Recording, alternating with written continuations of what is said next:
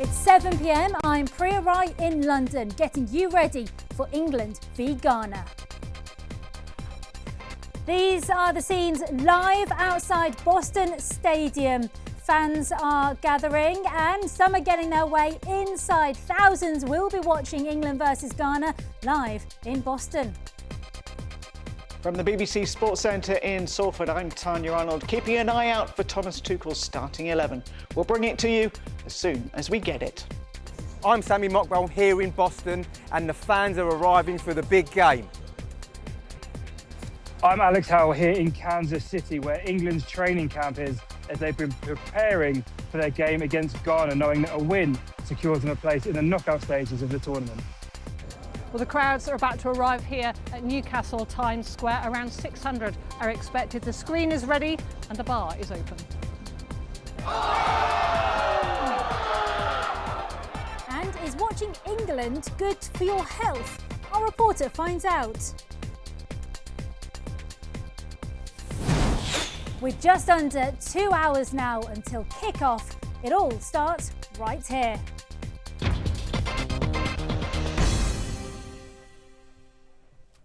Hello, how are you? Are you ready for England's second game of the 2026 World Cup? Ghana is who they face, two teams who both won their opening games of this tournament, and a win would secure a spot in the knockout stages in the rounds of 32.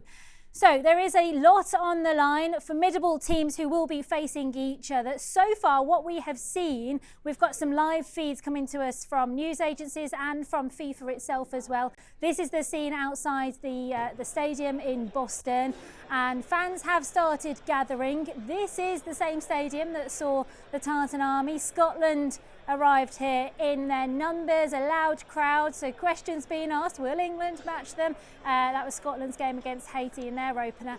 But it is England fans who are making their way now. It's a capacity of more than 60,000 that can be inside this stadium. It's one of 7 games that it's hosting in this World Cup, and we did not too long ago see a shot of inside the stadium, and even now, in just under 2 hours till kickoff, so still some time to go, there were some fans taking their seats and hoping to soak up as much of the atmosphere as possible.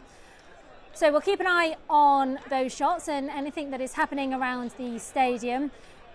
But let's get a sense of what the manager is thinking. Let's get a little bit inside the brain of Thomas Tuchel, the England manager. Here is the latest that we've heard from him. One of the threats is the counter-attack, because Ghana plays with a lot of physicality. They play with a lot of speed, individual quality. They don't mind if they don't have so much of the ball, because they burst into high-speed attacks on the counter. They play very direct when they're on the ball. They're not shy to use long balls. They bring 4 or 5 players into the attack. So, yeah, it's a different approach, like than the last match, but that's the beauty of it. I mean, we play World Cup, we play now different cultures, different national teams, and different approaches to the match, and it's on us to adapt and to bring our strengths and be respectful enough to adapt to the strengths of our opponent and make it a top performance from us, because that's what we need if we want to win. Now, of course, the second we get the official team list from Thomas Tuchel, his starting 11, we'll bring it straight to you. But getting a little insight from him there. So let's cross now to our sports centre in Salford and speak to Tanya. Let's have a little look back to England's game against Croatia. What did you pick up in terms of their playing style and Thomas Tuchel's style? What is incredible, I think, is it's the positivity that is around this England team, and particularly the way that they played in that second half. In the first half, they were a little bit open.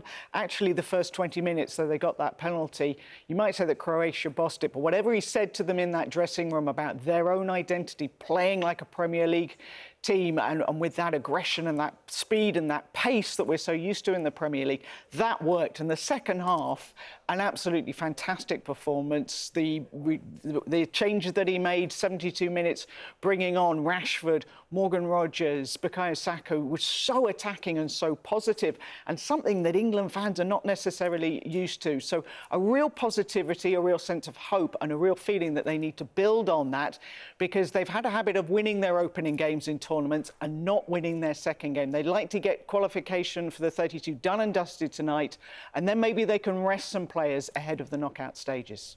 Yes, interesting that Thomas Tuchel also said everybody is available for tonight's game, and also, as you say, referencing the impact of the substitutions as well.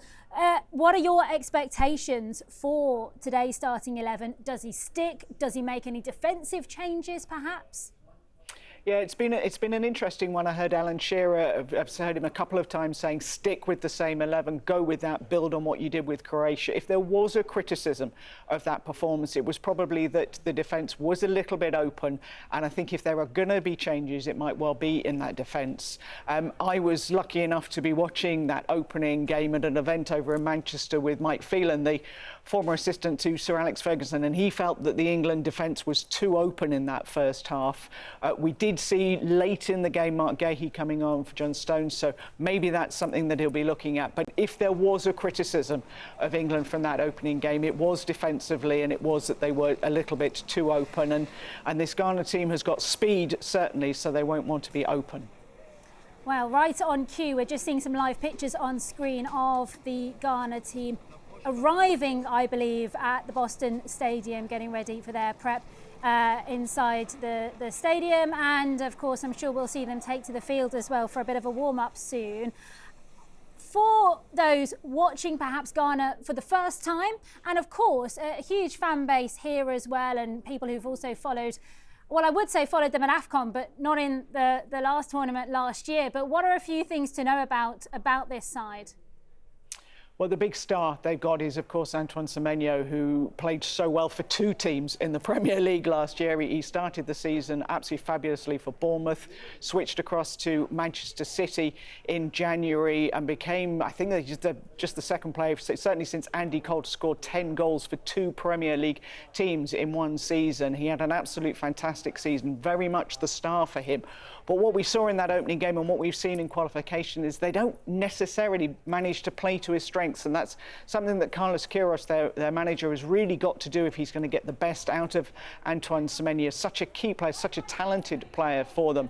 Queiroz, again, somebody that people will be very familiar with over here, another assistant to Sir Alex Ferguson at Manchester United. And Phil Neville was saying this afternoon, one of the most defensively tactical coaches that he's ever worked for. He said that they will look to nullify England and catch them on the break, so nullify their attack through a really solid closed up defence and get them on the attack. But their attack against Panama really was faltering, and they didn't have that many clear chances. You have to remember they did not win that game until the 95th minute, so they've certainly got a lot to work on themselves, but they've certainly got some speed, and in Antoine Semenyo, an absolute superstar.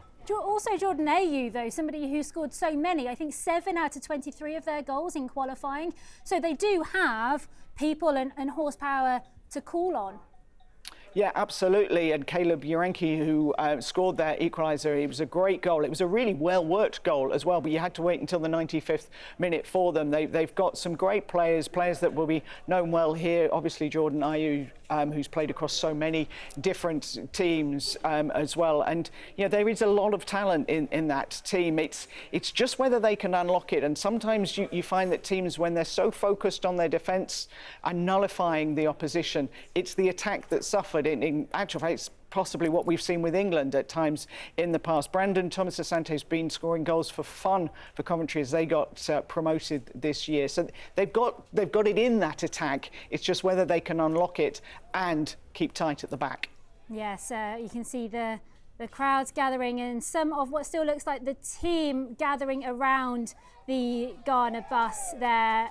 The cheers as well. You can hear the sort of jubilation. A brief word, Tanya, while we do have these images up, on their head coach. 65 days between appointment and getting the squad ready for this World Cup.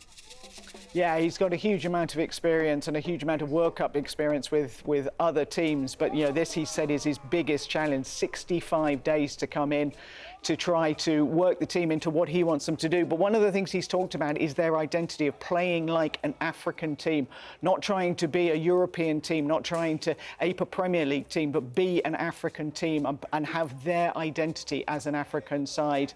And that has certainly been a talk around the camp of how he's done that. He is a brilliant coach. He knows what he's about. He knows what he's doing. But yeah, 65 days to prepare a team for a World Cup, that is challenging. Well, Tanya, in the last few moments or so, we seem to have got eyes on what we're expecting from Thomas Tuchel's starting 11. Nothing official yet, but what are you hearing?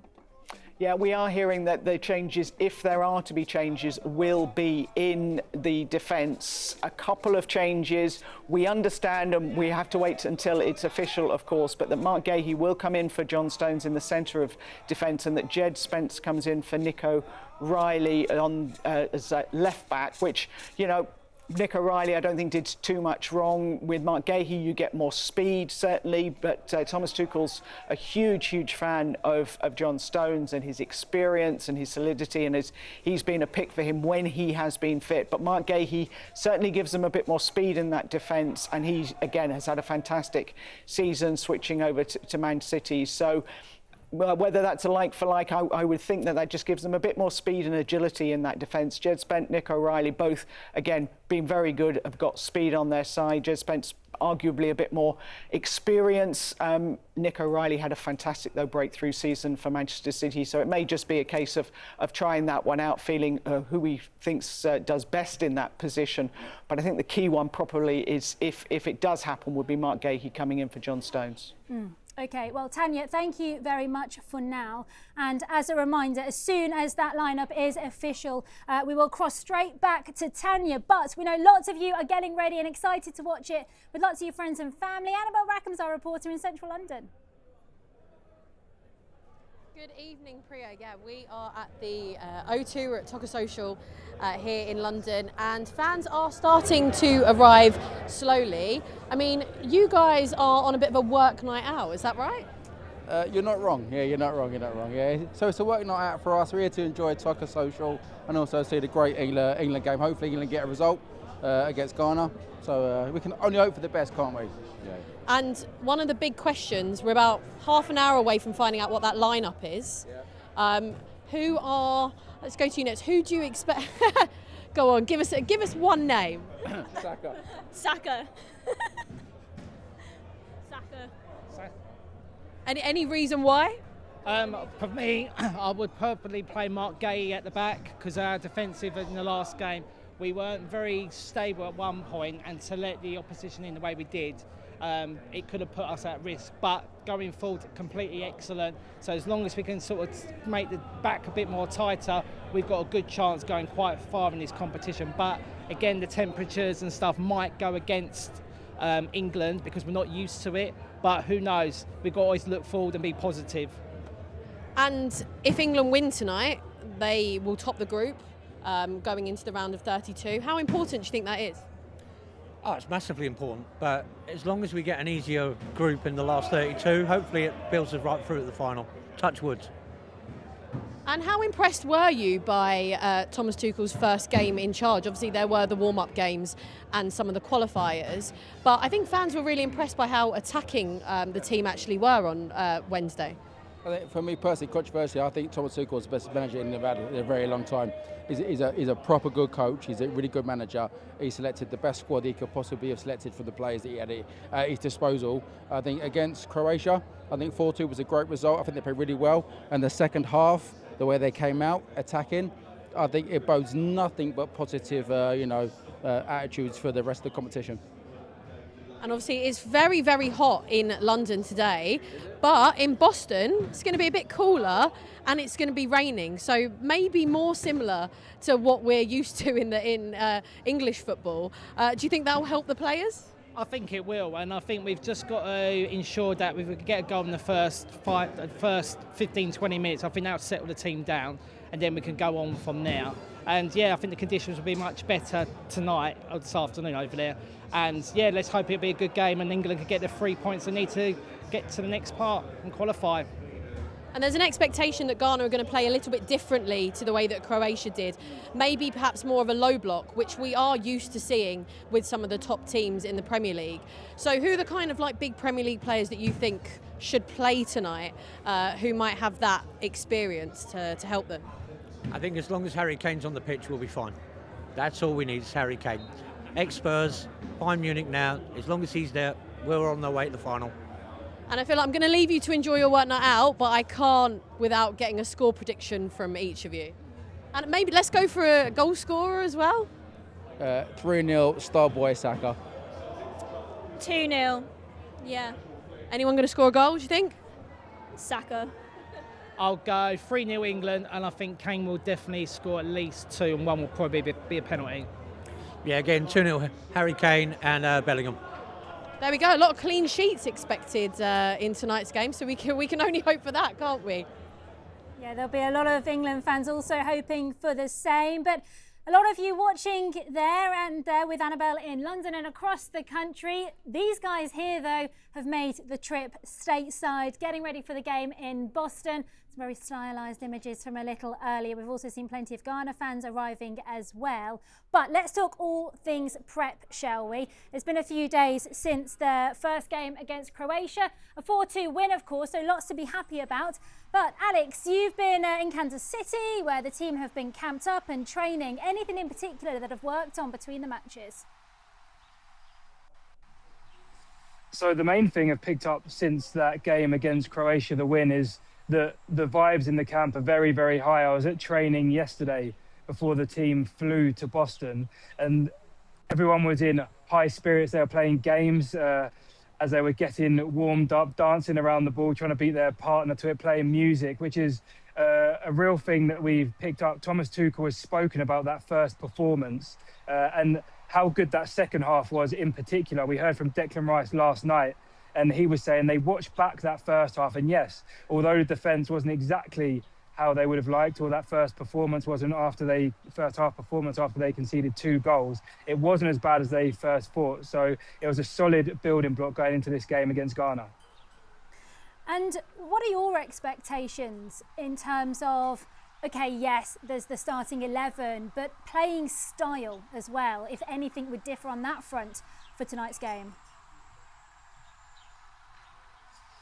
I don't think so. So Thomas Tuchel, since he's taken over the England team, has made a point of giving the players clarity and saying that most of these players in the England squad play in the Premier League, which around the world is known as the best league in the world. So he says, why move away from that style that the majority of these players play in and impose that on their opponents? So hearing Jed Spence could possibly start in this game against Ghana, and that is because when he announced the squad, Tuchel said he's one of the fastest players in the squad and that he loves defending. So coming up against Antoine Semenyo, who's a great player on the wing, he might be having a 1v1 job there to try and shut him down. All right, Alex, we'll be back with you within this hour, I'm sure. Alex, thank you very much for now in Kansas City. And let's just metaphorically fly across America, shall we? Over to Boston, where Sammy Muckball is outside Boston Stadium. What is it like there? It must be starting to build. Yeah, the atmosphere is building out here in Boston now. We're just maybe an hour and a half away from kick-off. We're starting to get the team news filtering through. So there is, massive excitement heading into this game. Big game for England, obviously. Brilliant win in the first game, but they need to build on that for a number of reasons. Mainly because it actually gives them a clearer path and maybe an easier path into the knockout stages. It also means they could potentially avoid going to the west coast of the United States, which is a scenario they want to avoid given the length of flying and where they are based at the moment in Kansas City. So it's a big 90 minutes ahead for England and a game really that on paper they should come out and get a result from. Now, it's your reporting that brought to us some of what we're hearing from Thomas Tuchel in terms of who might be in his starting 11. Of course, nothing official just yet, but what's your reading or interpretation of Guéhi and Spence coming in? Yeah, it was a story that we managed to bring you earlier this afternoon, that England are set to make 2 changes from the team that started against Croatia. Jed Spence is going to come in for Nico O'Reilly. And our understanding is that Mark Guéhi, who I know was massively disappointed not to start the game against Croatia a few days ago, is going to come in for John Stones. So, you know, they are key changes heading into this game. There was a sense that because England won the game 4-2 against Croatia, that Thomas Tuchel would be tempted to keep the same side and keep it unchanged. But what he's showing here today, if obviously those changes come to fruition, is that he's not afraid to rotate, to make changes. And 1, to give players a rest and maybe to give them a bit of a breather, but 2, he will adapt his team and adapt his game plan to the opposition. As Alex said earlier, Antoine Semenyo will be a major threat for them. So the inclusion of Jed Spence, who is rapid, and Mark Guéhi as well, is another not one who isn't a slouch. That will help combat the threat that Semenyo will bring to the Ghana team today. But we can't just centre on Antoine Semenyo, as good as he is and good as he has been for Manchester City and Ghana over the years. They've got threats all over the field, full of pace and power, and it's going to be a tough game for England today. One, I said earlier, obviously they should hopefully and go on win for them, and so that they can have an easier path into the knockout stages. But it will be easier said than done for sure. We were just seeing the Ghana team make their way into their changing rooms, and now you can see the seats starting to fill inside the stadium that is just behind where Sammy is speaking to us from. I just wanted to ask you as well, Sammy, Thomas Tuchel referenced in his press conference the way the bench has also bought in to, if you like, his vision, his style and the project that he's leading. How much does that then influence him making a decision to bring people off the bench into the starting 11, their attitude towards it? Absolutely. And look, football's no longer a game of 11 players. It's about a squad. Thomas Tuchel has 26 players to choose from here, and each decision he will agonise over. He's got some brilliant players in that squad, vast experience, Champions League experience, Premier League experience. So these aren't easy decisions to make. However, he has a core group of players there that he will choose from. He said earlier in the tournament, he has 14 to 15 players that he sees as starters, and the rest are finishers. And they all buy into that ethos, they all buy into that philosophy. And I think moving forward into the tournament, that will be vital, so that players stay engaged, they stay fit, and they know their jobs in the team. Okay, well, Sammy, we hope to speak to you again before 8 o'clock, but thank you very much for now. So we're with you until 8 o'clock, and coverage will continue on BBC One ahead of kick-off at 9, but lots of you are already getting yourselves ready, getting yourselves into position where you want to be watching it, probably getting your drinks filled up as well. Fiona Trott is in Newcastle for us, and I can definitely see people coming in behind you. How's it going? That's right. From a very overcast Boston to a very warm and sunny Newcastle. As you can see, starting to arrive here, grabbing their merchandise on the way in. The bar's already open. I've been told that the draft is pouring very well, and it's just as well because they sold about 3,500 pints for the Croatia match. Some very interesting drinks on the tray there. Let's a chat now with some of the ladies who are here this evening. Now, you all work together. When do you decide that you're going to come to the fan zone tonight? A few days ago. We were discussing it in work while we were hard at work. Now, here's a big question. Are you going to be at work tomorrow? Yes. Some of us are. Are you sure? Yeah. Are you enjoying the World Cup so far? Loving it. Loving it. Yeah. It's so nice to see how everyone sort of like just gets involved, and it's so like, I don't know, it's just nice, isn't it? It brings everyone together. It brings you guys together. If you're working together and starting to come out for the evening, what are you going to do afterwards? Go home. Are you sure? Yes. I'm not drinking. What do you think about the team itself? The England team. Jude Bellingham is what I think about it. Okay. What do you think the score's going to be? 3-1. Yeah, everyone is saying 3-1. 3-1. Why is that? I don't know. Just a feeling. Yeah. Are you optimistic? Yeah, I actually am. From the last game, yeah, for sure. You're looking very summery as well. I want to know where these shirts came from. Is this your own? Yes, my own Stradivarius skirt. Stradivarius skirt, Stradivarius top. Yeah, Stradivarius. What about that shirt looks a little bit big for you. Where did that shirt come from? It's from my dad's cupboard. Yeah. Yes, he gave it to me. Yeah, I promise, don't worry. I showed him when I was wearing it. Yeah. Okay, well, listen, have a lovely, lovely evening. As you can tell, the atmosphere's already building here in Newcastle and the drinks are flowing. Fiona, thank you very much. It is just over an hour and a half to go until kick-off. England versus Ghana. It is their second game, the second group game of their World Cup campaign. The first group game against Croatia, it was a 4-2 win. There were some nervous moments, not least when Croatia equalised. And somebody who watched it was our health and science correspondent, James Gallagher, and he has teamed up with scientists from the University of South Wales to find out just how good watching England is for your health, or perhaps not. So before we speak to James, let's just have a look what happened when his stress levels were tested. Kane penalty, here we go.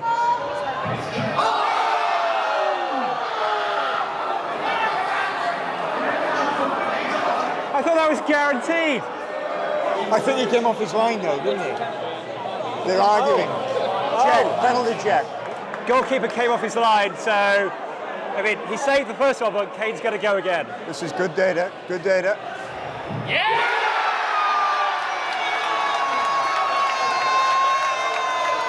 Kane just scored, penalty. Your heart rate went up only by 10 beats per minute. But it went from 50 to like 66. Yeah, but that's 50. What were you wanting? Well, I was expecting at least triple figures. Oh, wow. I mean, you're saying I'm dead inside? No, you're just a cool cucumber, I think. James, that's just fantastic. And for all our viewers as well, it's like James's face was reliving that as he was also watching it back. As you said, are you dead inside? I'd say you're quite relaxed. Cool as cucumber, special forces level of cool was how it's described by the end of that. And I'm very glad that I'll be watching the football in here tonight and not looking like a complete muppet in front of a crowd of like 100 people.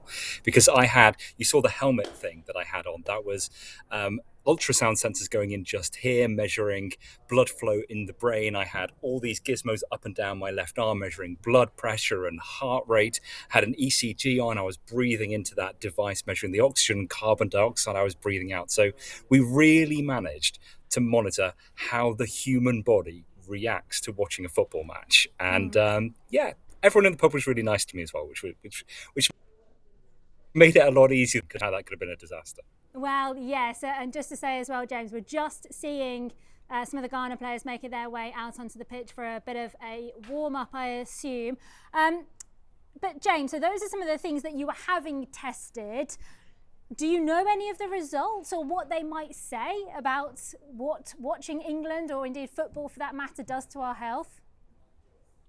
Yeah, well, the conclusion that watching football can be a stressful event. And I suppose that's not a surprise. I definitely feel the stress when watching England perform, particularly really tight moments.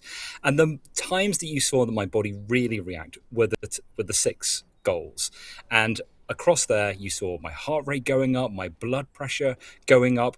At the end of the match, they tested my cortisol levels. They showed that that's a stress hormone. My stress hormone levels had gone up through the course of the match. And even the blood flow to my brain was being reduced during those moments after England scored. So you do get that connection between the emotion that you get from a football match and that being detected by the brain, and then it being this coordinated stress response that goes through the whole of the body. Now, the really interesting thing is, in modern day society, we use the word stress as a unequivocally bad thing. But in this circumstance, that stress response for me, and it might not be true for everyone, we can get into that, Priya, but for me, that stress response was like a mild dose of exercise. All those things that changed in my body were pretty much the same things you would expect to see if I went for a light jog. I just sat down and didn't burn any calories and didn't strengthen any muscles, but I'll claim that as a little bit of light exercise. I was going to say, which one would you prefer to do? Who knows? Depends on the England result, I guess. So are there any tips or any things that you've learned that are good for, well, maintaining your stress or regulating stress at moments like that? I can tell you that in this heat, Priya, I do not want to go running. I am sweating, and what is it? It's getting late and it's still brutally hot outside. So I would definitely rather sit and relax with a cool drink watching the England game tonight and claim that that is having some kind of beneficial effect on my heart. Now, in terms of whether there's any real health impact or anything you can do to manage any of this, well, most people are going to be completely fine. Their bodies are going to cope with watching an England game. It's all just part of the excitement. It's being with a group of people, shouting at the television a little bit. You know, it's all good-natured fun. There's only two groups of people that need to maybe think more carefully about all of this. One is there are a group of people who are super sensitive to stress. So I had a relatively mild stress response as part of this experiment. Some people would see a huge increase in their heart rate and blood pressure. Some people even faint because of moments of high stress. Another group of people are those who are already at high cardiovascular risk, so they're high risk of things like a heart attack or a stroke. And that's a circumstance where, you know, we were thinking about all those things that were happening in my body as being beneficial, like a small shot of exercise. Well, actually, there will be some people for whom that can be too much, and then you want to moderate quite how much you're driving up your heart rate and your blood pressure. Okay, and just briefly, while we do have you, James, I think it's a good idea to ask about, you mentioned the really high temperatures in places where lots of people will be watching the game across the country tonight. I know you've stayed at home, so you can get in front of your sofa pretty quickly after you've done with us here. But what are any top tips? I mean, there are ways to stay safe, which is important. Yeah, I think for watching this England game, it's worth remembering, you know, that it's going to be an evening kickoff. The temperature is going to be coming down through the course of the day. It's not the same as if we were, you know, we saw Fiona at that, live screening in Newcastle. It would be very different if that was at noon or at 1 p.m. in the middle of the day in terms of what you'd have to think about in terms of managing your temperature. But it is worth remembering that, you know, high temperatures, you know, have a big impact on the human body. Our core body temperature likes to stay fixed at exactly one temperature. It doesn't like that excess heat, and as the temperature rises, it becomes harder and harder to stay cool. So what you need to do is all the sensible things around loose clothing. Don't fit really tight clothing, and try to stay in the shade, in the cool as much as possible, in the temperatures. And just remember as well that you need to stay hydrated, because the main way that your body is going to compensate for the heat is by sweating, and as that sweat evaporates off your skin, that is how you cool your body down. Alcohol is an inevitable partner of many an England match, but isn't the best thing in a heatwave. All right, some sound advice, James. Hope you enjoy it and don't get too stressed watching it this evening. Thank you very much. And I do urge you as well to have a read of James's full report that is on the BBC News website. There's a shot there for you just inside Boston Stadium. Those seats have slowly been beginning to fill up. We are still just under 90 minutes from kickoff, but plenty of people wanting to get a bit of bang for their buck. Let's though take you back now to, we're just getting some live shots, I believe, of the England bus. Here we go on your screens on the right hand side there. The England team on board that bus approaching the stadium. Got the helicopter shots here following it. Not too long ago, about half an hour ago or so, we did see Thomas Tuchel and the squad board the bus coming out of their hotel. So now we can see them make their way towards Boston Stadium. We've already seen Ghana arrive and make their way onto the pitch.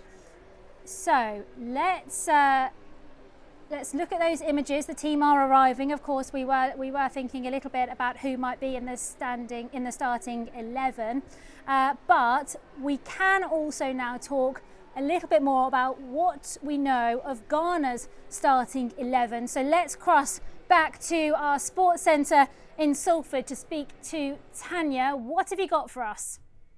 Well, we are expecting Ghana to have Thomas Partey back in the side, a very experienced defensive midfielder, obviously former Arsenal player. He was denied entry into Canada for their game against Panama. He is facing 7 charges of rape and 1 of sexual assault, of which he had pleaded not guilty to here in this country from a period based back in 2020 to 2022. Now, when he applied for the visa to go into Canada, they say he made a false claim because when asked if he'd ever faced charges for any criminal offence, he said no. So they denied him entry on false claims on his visa. But it is, we must stress, charges that he has pleaded not guilty to. But we are expecting him to come back into the starting lineup, and a very experienced, very important player for them. He's now at Villarreal, plying his trade there. So a very experienced player to come back in for Ghana. We haven't got the rest of their team news, but let's bring in Kate Mason, sports journalist. And Kate, how much are you looking forward to this game? I don't know about you, but I actually really enjoyed watching England against Croatia, and I'm not entirely sure I could say I've enjoyed watching England that much for a little while. Yes, Tanya, it's a common complaint, isn't it, that you've really got to grind out those wins if you are an England fan.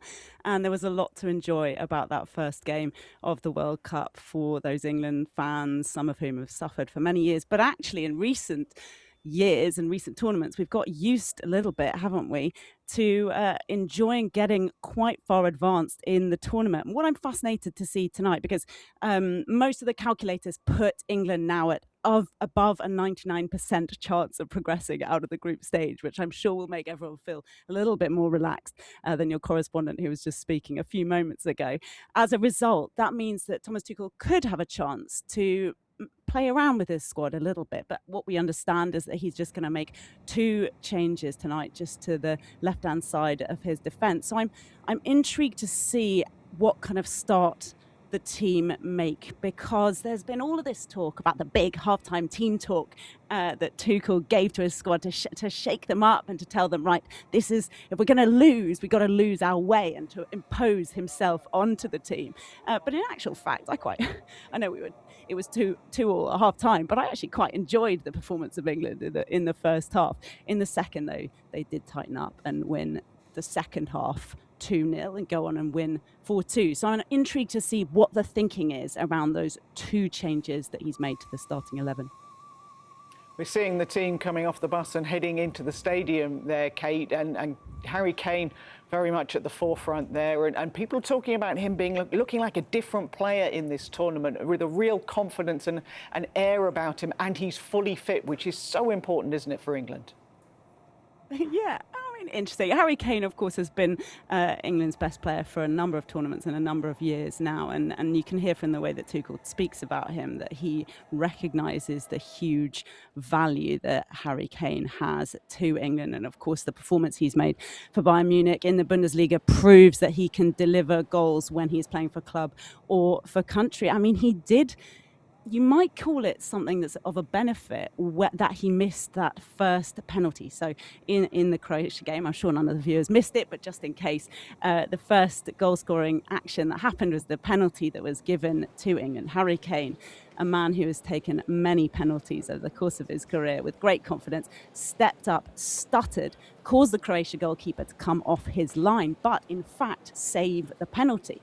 So the key point about that is Harry Kane changed his penalty-taking behaviour in order to draw what meant that even though the penalty was saved, it had to be taken again, and then ultimately he just scored the penalty like Harry Kane does, straight back, arrowed into the back of the net. So you would almost say that showed a tiny bit of uncertainty in the very earliest stage of the Croatia game. But what a great opportunity to have that moment of resetting and then to have taken a penalty that was scored. And then, of course, to be such a significant part, scoring another goal, involved in the goals after that as well. And to show what he can do, what all England fans, all Bayern Munich fans, all Spurs fans, what they know he can do in terms of dropping deep and trying to manage the play. What Tuchel said he was looking for in the second half of that Croatia game was the ability for England to slow down the game and to be comfortable on the ball. So we're going to look to see how they do that tonight. Kate, for now, thank you very much indeed. We're going to hand you back to Priya now in London. But Priya, hopefully we will have the team news for you very soon. Yes, and we'll be straight back with you, Tanya, as soon as you do. Let's show you some live pictures from America. This is inside Boston Stadium, and we have been watching the stadium fill up very slowly over the last few minutes. There have been plenty of fans gathering outside. This is a stadium hosting 7 of the World Cup games in total. Here we go, inside the changing rooms of England. Captain Harry Kane there, you can see all their shirts ready, and they've just arrived. We just followed their coach as they arrived at the stadium, so they're just getting settled in. You can see their little lion there as well, a little team mascot, I'm sure, for the 3 Lions. They're all just getting accustomed, getting themselves set up and settled, and any moment I'm sure we'll see them heading out to the pitch. So as promised though, let's go straight back to Tanya. Confirmation of Thomas Tuchel's starting 11. Yes, we have got that confirmation and the 2 changes that we have been talking about. So Mark Gahey comes in for John Stones in the centre of the defence, and Jed Spence placing Nico O'Reilly out on the left wing, one of the fastest players in the England squad. So that'll probably be to see if his speed is needed to counteract Ghana, who will go on very much on the offensive. They will try to nullify that attack of Madueke, Bellingham, Gordon and Kane, but try and hit England on the defence. So let's bring Kate Mason back in. And Kate, we have got those 2 changes. Is it speed, do you think, has been the key behind those changes from Thomas Tuchel? Well, that's certainly something that Jed Spence can offer, can't he? And it's been really exciting to see Thomas Tuchel place this confidence in Jed Spence. On the face of things, you would think it's not much of a comparison. You know, Jed Spence has been battling it out for Tottenham all season, trying to fight against relegation. Nico O'Reilly has been starting almost every game for Man City as they push to try and win the title. But Tuchel has obviously seen that the pace that you recognise, the attacking intent of Spence. He's obviously seen that as something that they can really use. And also this ability, this desire to rotate certain positions, but to still use players with similar traits is something that I think he is going to use to the best of England's advantage over the course of the tournament. Of course, not everyone's going to be completely 100% fit and perfect for every game. And Tuchel knows he needs to play players who are going to fit into his system. As for the replacement of John Stones, well, Stones didn't have his best game, did he, in the Croatia game? You know, he's been pretty much ever present for England for many years now, and certainly was under Gareth Southgate. But he just looked a little bit off it. So that's my read of why he's been replaced in the centre of defence. But again, we don't know what kind of protection Tuchel is offering to his players. We don't yet know the reasons behind that, but they seem like 2 smart changes to the lineup that was looking steady at the end of 90 minutes in the first game. Kate, thanks very much indeed for your thoughts there. Let's hand you back to Priya. All right, Tanya, thank you very much. So there you have it. The team news is out. There has been a lot of love from some of you that we've spoken to already today for Saka, but of course he has been nursing his Achilles injury. But let's see how lots of you are getting ready for the game in Newcastle with our reporter Fiona Trott. And every time we speak to you, you've got a few more people around you, Fiona. Well, it's getting very, very exciting, that's why. And of course, the bar has been open for a good amount of time now, and everybody is enjoying a nice cold drink. I've been told that this is fruit squash. Something like that. Which is just as well, because you've got to stay hydrated. So that's a very good idea, right? How do you all know each other? He's on the draw. I literally have never met them before. I've came here by myself. Don't believe it. Did you all plan this? Were we here for the last Croatia? We're here for the last game. Been coming here for years. Oh, have you? Yeah, we'll always come to this. Best atmosphere in town by a mile, so always come. If you come here for the match, I mean, how is it feeling at the moment compared to, say, the match last week? Are there as many people, or do you think it's going to be livelier tonight? Probably about the same as last week, I'd say. And then obviously the Saturday game will be. This Saturday will be crazy. This Saturday is sold out, I think. Yeah, you can't get a table for this Saturday. It's it crazy. is. It's really busy. It's really busy, and everyone says Newcastle's a great city to come and Best come and drink watch in the the world, match isn't it? anyway. Yeah. Best drinking city in the world. What do you think of the team? How do you think it's going to go tonight? Oh, me. I think 3-1, 4-1, something like that. I think very comfortable tonight. I think 3 or 4. After seeing their first game against Panama, which are terrible, they only won 1-0. Yeah. There's no chance we struggle tonight. We'll blow them away, I think. It'll be like it'll be a statement victory tonight. Yeah. It'll be a statement tonight. Yeah. What do you think? 3 or 4 winning the loss. Yeah. 6 or 7. I have no idea what that means. The team's its best. It's been some bold decisions, but that's what we're calling out. Why is everybody saying 3-1? What is that? I think everybody's just excited by it. I think that everybody was a bit nervous for that first half, and then that second half that we had last game, that's got to be the most exciting second half that anyone's seen in the last 3 tournaments probably. Watching England, we blew them away for 30-40 minutes there, and it was more fun. The intensity was ridiculous. From first half, second half, the intensity. Exciting attacking football. And even the substitutes, when the substitutes came on, ridiculous. The effort never dropped. It was like for like subs, so the effort was the same continuously till the full time. And of course, Messi now has got the best goal scoring record for a World Cup. Do you think Harry Kane could catch up with him? No, he's too old now, and it's Mbappe's really, isn't it? It's Mbappe's to take, but you can see Kane's doing a job even at his age. They can't follow. What's it going to be like here when we've got over an hour to go? More people are going to start coming in. About 600 people are expected here. What's it going to be like? 6 or 7. What's it going to be like? He's 35 and saying that. Really good atmosphere, isn't it, tonight? Big good when we score. Yeah. Now you see, the problem is though, they call this the VIP area. But the last time I was here, there was more drink being thrown in the air because you're in front of the screen than anywhere else. So I don't know why that's called VIP. You're going to get drenched. Shouldn't be. Shouldn't be tonight. Well behaved.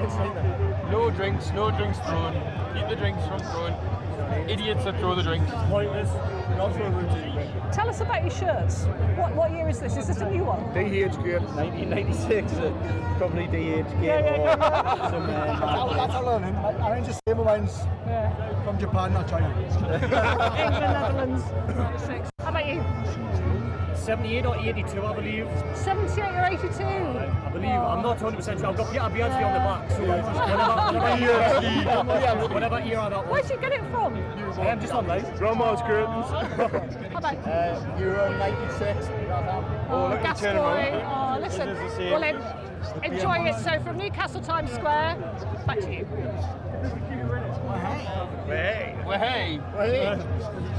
Thank you very much, Fiona. An hour and 13 minutes to go until kickoff. You are in the right place for all your build-up for England versus Ghana. It is their second group game, and you can just look at all these people. Hats on, of course, because this is a very sunny and hot Brighton where crowds are getting themselves ready. You can see them getting themselves ready, but also they are staying quite hydrated. I won't ask what's in the glasses, but I can see some fans and lots of sun hats as well. But from Brighton, where it is, I'm sure, very hot indeed, to somewhere across the pond to Boston, where it is not so hot. In fact, Sammy's put his rain jacket on because it's been a bit damp. What's the latest where you are, Sammy? Well, yeah, the England players should feel right at home here in Boston because we've just had the dulcet tones of Neil Diamond and Sweet Caroline blare outside the stadium, and it's raining. So it's just like being back home. But yeah, as we spoke about earlier, Thomas Tuchel has made 2 changes to the side now that started against Croatia. That's been confirmed. Jed Spence comes in for Nico O'Reilly, and Mark Gehi comes in for John Stones. So look, two excellent players. I think there were probably 2 unexpected changes. I think a lot of the consensus before the game was that Thomas Tuchel would play an unchanged side. But what Thomas Tuchel has now shown, that he isn't afraid to use his squad, he isn't afraid to rotate, and he's picked a team here that's got full of pace, it's full of power, and it certainly looks to have enough to beat this Ghanaian side today. And I was going to ask you about that because he has given this Ghanaian side their flowers and spoke about them in high regard. What particular things is it about Ghana that he's had in mind, do you think, with this particular selection? Right, their threat will be carried by Antoine Semenyo. What a fantastic player. Moved from Bournemouth to Manchester City in January, and he's taken to that club like a duck to water. Being a Manchester City player isn't easy. That squad is busting and bursting full of attacking talent, but he's played regularly under Pep Guardiola, the now Manchester City former manager. But he today will carry the threat for Ghana. They've got talent all over. They've got talent all over the field, but he will be the guy that got the Ghanaian nation and the team will pin their hopes on. We expect them to play a low block. I think England will have to come onto them, and the Ghanaians will soak up the pressure and then try and hit England on the break. But with the pace in the England side, certainly with Jed Spence and Mark Guehi, I think they should have enough to try and nullify that threat on the counter. It's interesting when on paper Ghana ranks 74th in the world. I think there's only about 3 teams lower than them in the World Cup compared to England being ranked 4th. But that doesn't seem to do it justice for Ghana as a footballing nation and the threat they can pose. Sammy, what kinds of things do you think pundits and fans will be looking out from England from this game that perhaps would have liked to have seen more of against Croatia? I think tightening up at the back, right? I think England were purring, they were great at times going forward. Harry Kane's firing, Jude Bellingham's on the score sheet. Marcus Rashford came off the bench to score a brilliant goal. So in terms of an attacking sense with the England side, they look to be ticking along really nicely, but they did concede 2 preventable goals. And that, I think, will be key for England today, to try and tighten up. It will be interesting to see what kind of partnership Mark Guehi can strike up with Ezri Konsa in this game. If that works well, you do wonder moving forward if John Stones can work his way back into the side. But from a defensive point of view, England really need to improve from the display that they showed against Croatia last Tuesday. And just super briefly, for all the fans watching and wondering about the hydration breaks, do they continue even when it's not as hot? Yeah, it doesn't look like they're going to need it today, right? It's windy and it's rainy here, but they have become a staple of the World Cup, and there will be a hydration break regardless of the weather here today. Thomas Tuchel yesterday actually spoke quite negatively about the hydration breaks. He says it stems the flow of a match, and it actually stems the tide of a game, the way that a game is flowing. So yeah, look, it's something that I think a lot of fans have criticised. I'm not sure a lot of the players like it, but they are, at least for the World Cup, here to stay. All right, Sammy Muckwell outside Boston Stadium, thank you very much for joining us. We are less than 10 minutes to go until we hand you over to coverage that's continuing on BBC One and iPlayer. So let's speak to as many of you as possible. Annabelle Rackham's in London. How's it going there, Annabelle? Hi Priya, yeah, so it is filling up a little bit in here, and the England fans are getting excited. We've just been chatting about the lineup. So we've got a new defensive partnership tonight in Konsa and Guehi. How do you feel about that? I think it's good because it's got to give everyone a chance, and I think it's a good game to give everyone some minutes to play. And I think the attack wasn't exactly firing perfectly in the first half, but the team did sort of come into their own towards the end. How do you feel about that attacking lineup remaining unchanged for this game? I think it's good. You keep the same team, keep the chemistry going in the later stages. They're gonna be playing well together. That's what you want. You want goals. That's the best lineup. And we've just heard from Sammy, who's in Boston in his raincoat apparently, because it is a lot colder at the game tonight, and it's going to be pretty drizzly as well. So how do you think the Premier League players will fare for that? I think it'll suit them, to be honest. It's probably a lot more comfortable being out there in the 20-odd degrees as opposed to the 30-odd degrees down here in London. So I reckon I think it'll suit them. And have you been surprised by the sort of football that we've been playing under Thomas Tuchel? Because it has been, you know, we've only seen a couple of friendlies and qualifiers, but I think fans were quite excited by how attacking the team was comparatively to kind of some of the football under Southgate. I think you've got to give it, Tuchel's had limited camps compared to managers like Southgate and stuff like that. So I think you've got to adapt the style in terms of the squad.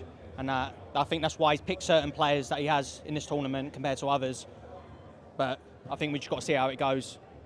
And who do you think, I'll ask each of you, is going to be a key player in tonight's game, and why? Harry Kane. He'll want to be the golden boot, and seeing like Messi, Haaland and Ronaldo step up. So I think Harry Kane will be the main man. Reece James for me. He's going to keep the defence tight and he's going to create chances. That's what you need. I'm going with Rice. I reckon he's going to try and control the midfield and get some of the through balls in and hopefully, set up Kane. So, I generally think Jude Bellingham or something like that. I think he's the type of player to adapt to the pressure that's given to him, the amount of people that slag him off on a daily and stuff like that and ask for Rodgers and that to start ahead of him. I think last game he proved it. I think coming on second half and literally scoring straight away. Literally, I know all the players say about the team talk at half time and that, but I think in terms of attitude and that, he literally displayed on the pitch. I think Jude Bellingham was another one. He's got a point to prove. Even the haters and stuff like that in the background, I think he's another one just going to grow into a world-class player, as he is already. Well, thank you very much. There's some of the fan reaction there. Back to you, Priya. Thanks very much, Annabelle. We're just over an hour from kick-off.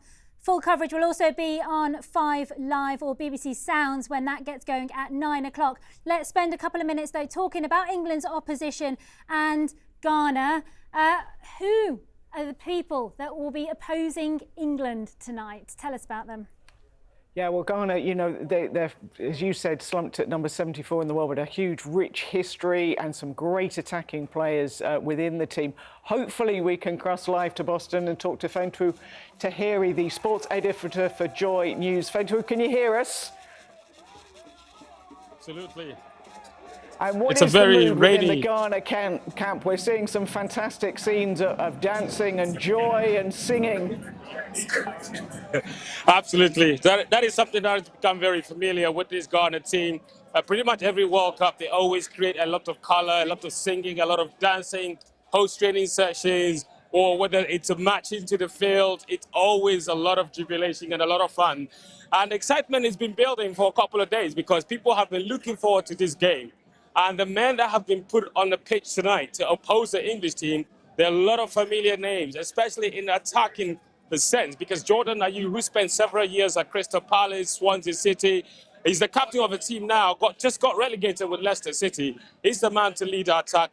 Antoine Semenyo, perhaps the best African footballer in the past 12 months in Europe. He's also starting. And then a very familiar name, Inaki Williams, although he plays in the Spanish La Liga. He spent all of his professional career at Athletic Bilbao. He is captain of the team at the moment. So 3 really important players up top. And the head coach has gone for a little bit of height as well in the middle of the park, just making 2 changes in the midfield, bringing in Thomas Partey, who couldn't travel, of course, to Canada for that game against Panama. He's also brought in Kwesi Zibo, who plays in La Liga, and then Kelly Bianchi, who scored the winning goal in that match against Panama. It's a 3-man midfield, hopefully to try and contend with all the physicality and the technicality that comes with the England midfield. That powerful midfield 3 of Declan Rice, Jude Bellingham and Elliot Anderson. Hopefully, I'm sure that he's trying to combat that a little bit. Set piece situations as well, so he's gone for a little bit of height in the team. And I think that's probably what's informed some of the changes. The back line remains relatively the same as the team that played against Panama. And then the goalkeeping situation as well. The one that replaced Atizigi is the one that starts tonight. Fentu, thank you so much. You definitely, with the Ghanaians, beat us, I think, on the build-up and the dancing and the singing and that atmosphere. They look a little more hyped up than the England team that looked very cool, didn't they, Priya? Tanya, thank you very much. And thanks to all of you who've joined us for the past hour. Get yourselves over to BBC One or iPlayer, where coverage will see you through till kick-off at 9 o'clock. Enjoy.